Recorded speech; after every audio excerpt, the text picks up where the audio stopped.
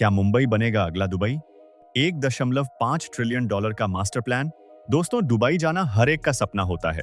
ऊंची buildings, luxury lifestyle और शानदार इंफ्रास्ट्रक्चर देखकर हर किसी का मन करता है कि काश हमारे देश में भी ऐसा कोई शहर होता।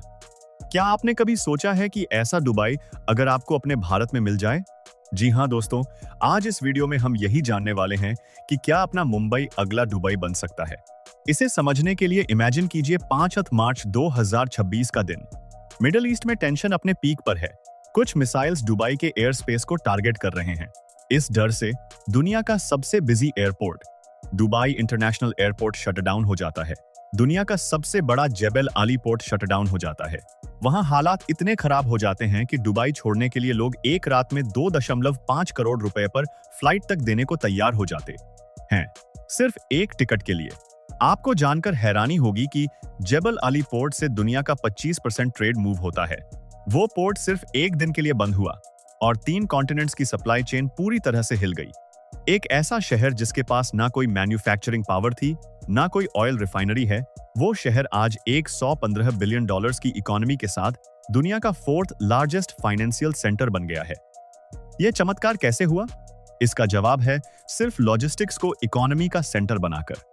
Port, airport, free trade zone और एयर सी कनेक्टिविटी, इन सबको आपस में कनेक्ट करके दुबई ने दुनिया को यह प्रूव कर दिया कि एक logistics first city wealth create करके कैपिटल अट्रैक्ट करती है, ना कि सिर्फ गुड्स को एक जगह से दूसरी जगह मूव करवाती है। अब आप सोच रहे होंगे कि मैं आपको ये सब क्यों बता रहा हूँ, क्योंकि दोस्तों, इन कंट्रास्ट हमारा मुंबई भी अब एग्जैक्टली उसी डायरेक्शन में चल पड़ा है। इस साल जनवरी में स्विट्जरलैंड के डावोस में वर्ल्ड इकोनॉमिक फोरम कंडक्ट हुआ था। वहां महाराष्ट्र के सीएम ने अनाउंस किया कि MMRDA जो मुंबई का डेवलपमेंट देखती है, उसने 220 बिलियन डॉलर्स के MOU साइन किए हैं। यह MMRDA की 50 ईयर्स की हिस्ट्री में सबसे पहली बार हुआ था। आज मुंबई के पास दुबई जैसी शानदार बिल्डिंग्स तो आ ही रही हैं, बट कैसे लॉजिस्टिक्स के थ्रू मुंबई असल में दुबई का ब्लूप्रिंट अपना रहा है, आइए इस खास वीडियो में डिटेल में समझते हैं। द फॉरगॉटन जायंट, बॉम्बे का सुनहरा और भूला हुआ इतिहास। इस पूरी कहानी को समझने के लिए हमें थोड़ा पीछे जाना होगा। 19th सेंचुरी से लेकर मिड 20th सेंचुरी तक बॉम्बे की गिनती दुनिया के नॉर्मल शहरों में नहीं होती थी। बॉम्बे उस समय लंदन, न्यूयॉर्क, हांगकांग और शंघाई जैसे ग्लोबल ट्रेड और फाइनेंस सेंटर्स के बराबर खड़ा था। सुएज कनाल से लेकर साउथ ईस्ट एशिया तक इंडियन ओशन का पूरा ट्रेड सिर्फ और सिर्फ बॉम्बे से मैनेज होता था। क्या आपको पता है कि एशिया का सबसे पुराना स्टॉक एक्सचेंज BSE यहीं 1875 में बना था? एक वक्त ऐसा भी था जब हमारी RBI लिटरली गल्फ कंट्रीज के मॉनेटरी सिस्टम चलाती थी, क्योंकि कुवैत, कतर, ओमान, इन सब कंट्रीज में इंडियन रूपी एक लीगल टेंडर हुआ करता था। लेकिन फिर वक्त बदला और चीजें बदलने लगी।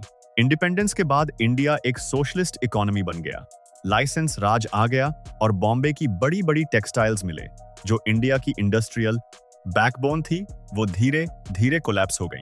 जब पूरी दुनिया मॉडर्न शिपिंग और कंटेनराइजेशन की तरफ बढ़ रही थी, जिसके लिए बहुत डीप पोर्ट्स चाहिए होते हैं, तब बॉम्बे का पोर्ट बहुत पुराना और छोटा लगने लगा था।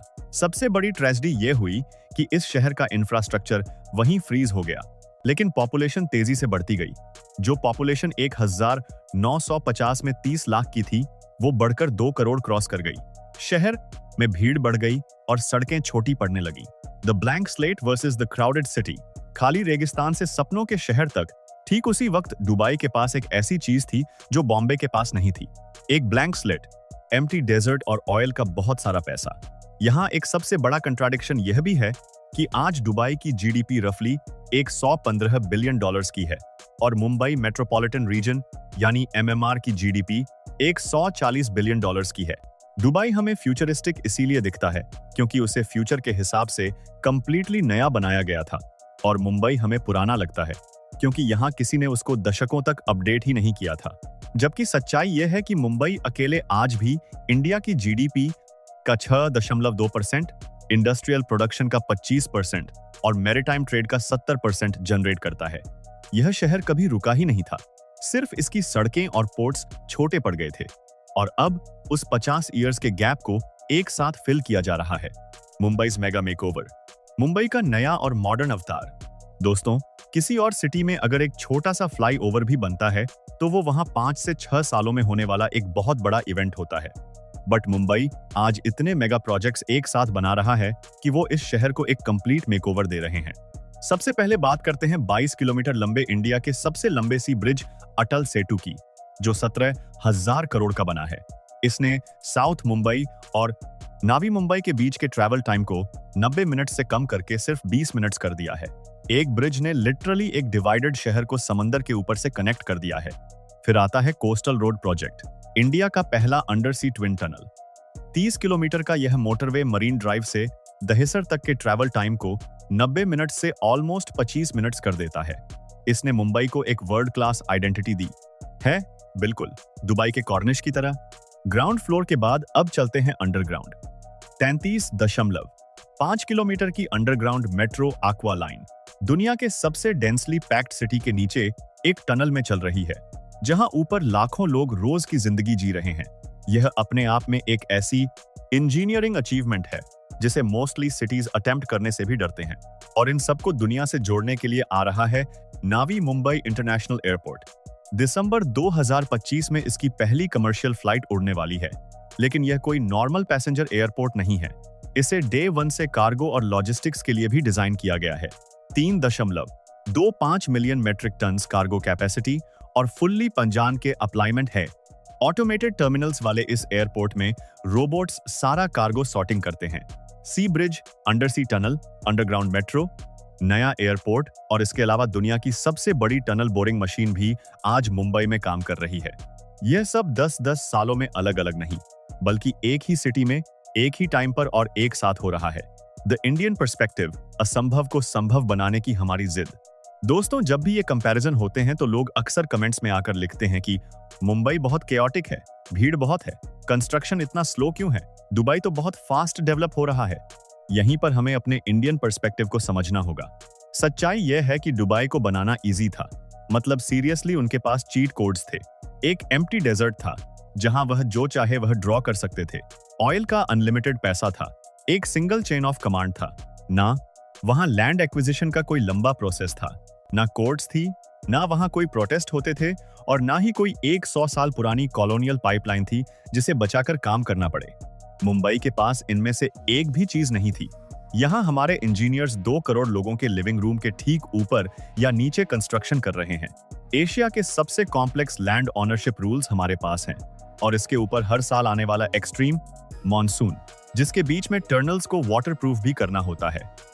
हमारी डेमोक्रेटिक गवर्नेंस थोड़ी स्लो और मैसी जरूर होती है, लेकिन वह लेजिटिमेट होती है। जब नावी मुंबई एयरपोर्ट की पहली फ्लाइट चली थी तो वहां नेटवर्क इश्यूज आए थे, और वो आने ही थे, क्योंकि वो एयरपोर्ट किसी खाली रेगिस्तान पर नहीं, बल्कि एक already existing highly complicated mega city के बीच जबरदस्ती फिट किया जा रहा था। धारावी का रिडेवलपमेंट कंट्रोवर्शियल इसीलिए है क्योंकि वहां रेत नहीं है। वहां 10 लाख लोग कई जनरेशन से रह रहे हैं, उन्हें प्रॉपर्ली रिहेबिलिटेट करना पड़ेगा। लेकिन एक चीज बताऊं, यह सारी प्रॉब्लम्स हमारे फेलियर्स नहीं है। यह इस बात का प्रूफ है कि हमारा यह प्रोजेक्ट कितना ज्यादा एम्बिशियस है। दुबई ने अपनी कहानी एक डेजर्ट पर लिखी है, वो बहुत अच्छी बात है, लेकिन मुंबई अपनी कहानी एक 100 किलोमीटर की स्पीड पर चलती हुई लोकल ट्रेन में बैठकर लिख रहा है, जिसमें 75 लाख लोग ऑलरेडी ट्रैवल कर रहे हैं, और हमें उस इंजन को बिना ट्रेन को रोके और बिना पैसेंजर्स को उतारे रिप्लेस करना है। दैट इज हार्डर, और इसीलिए that is more impressive also. The master blueprint, कैसे मुंबई बन रहा है लॉजिस्टिक्स का king. Now comes the most important part. ये फ्लैशी ब्रिजेस और मेट्रोस आम लोगों के लिए हैं, लेकिन ग्लोबली बिलियनियर्स सिर्फ इन ब्रिजेस के लिए अपना पैसा नहीं लगा रहे हैं, वो पैसा लगा रहे हैं मुंबई के दुबई मॉडल पर। दुबई आखिर ग्लोबल हब कैसे बना? सिर्फ बर्ज खलीफा या द पाम बनाकर नहीं। दुबई ग्लोबल पावर तब बना जब उसने अपने जेबल एलीपोर्ट और दुबई एयरपोर्ट को ऐसे बनाया कि उनके बीच का डिस्टेंस बहुत कम हो। उन्होंने उसको ऐसे डिजाइन किया कि समंदर से वेसल आए, कार्गो उतारे और कुछ ही घंटों में फ्लाइट्स के थ्रू यूरोप या अमेरिका के लिए निकल जाए। इसे कहते हैं sea air transshipment model. Mumbai exactly point by point यही मॉडल रेप्लिकेट कर रहा है। इंडिया का सबसे बड़ा कंटेनर पोर्ट JNPT नए नावी मुंबई एयरपोर्ट से सिर्फ 18 किलोमीटर दूर है। Same geometry, same speed, same model. लेकिन इस मॉडल में एक पुरानी और बहुत एम्ब्रेसिंग प्रॉब्लम थी। इंडिया के पोर्ट्स इतने डीप नहीं थे कि दुनिया के सबसे बड़े मेगा कंटेनर शिप्स वहां आ सकें। इसीलिए हमारा सारा कार्गो पहले छोटे शिप्स में लोड होकर कोलंबो, सिंगापुर या दुबई के जबल अली जाता था और वहां से बड़े बार्ज शिप्स में ट्रांसफर होता था। यानी हम अपना ही ट्रेड करने के लिए फॉरेन कंट्रीज को टोल या रेंट दे रहे थे। अब इस ह्यूमिलिएशन को हमेशा के लिए खत्म कर रहा है वाडहावन पोर्ट। 76,000 करोड़ का यह प्रोजेक्ट इंडिया का पहला ऑफशोर पोर्ट है जो ओशियन में आर्टिफिशियल आइलैंड बनाकर बिल्ड किया जा रहा है। इसका नेचुरल ड्राफ्ट 20 मीटर्स डीप है, यानी दुनिया के सबसे बड़े बद अल्ट्रा लार्ज कंटेनर वेसल्स भी अब डायरेक्टली इंडिया आ सकते हैं।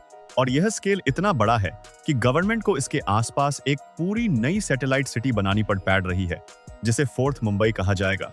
इन मेगा पोर्ट्स को बाकी इंडिया से कनेक्ट करने के लिए 1500 किलोमीटर लंबा western dedicated freight corridor WDFC भी बन चुका है, जो JNPT से सीधा दिल्ली NCR तक जाता है। इस वजह से अब ट्रांजिट टाइम 120 आवर्स से घटकर सीधा 30 आवर्स हो गया है।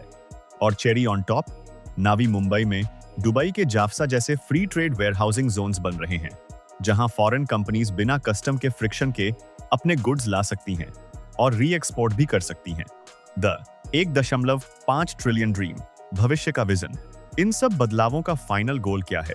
MMRDA का 2047 का टारगेट काफी क्लियर है कि मुंबई मेट्रोपॉलिटन रीजन की GDP को 1.5 ट्रिलियन डॉलर्स तक ले जाना है। आपको बता दूं कि यह फिगर आज टोक्यो जैसे शहर की इकोनॉमी के इक्वल है। यहाँ पर कैपिटा इनकम का टारगेट 38 डॉलर्स का रखा गया है, यानी यहाँ के सिटीजन्स का लिविंग स्टैंडर्ड इटली और जापान के लेवल तक ले जाने का विजन है।